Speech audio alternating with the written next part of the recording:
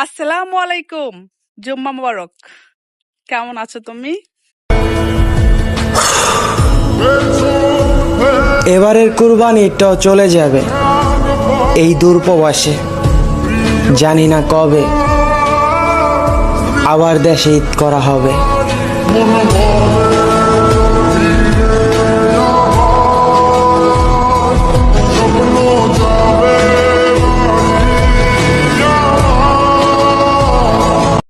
तूने कने शिश दो जा शराबर हुआ जा तूने कने शिश दो जा शराबर हुआ जा ए दुनिया तना या तुन आर होनो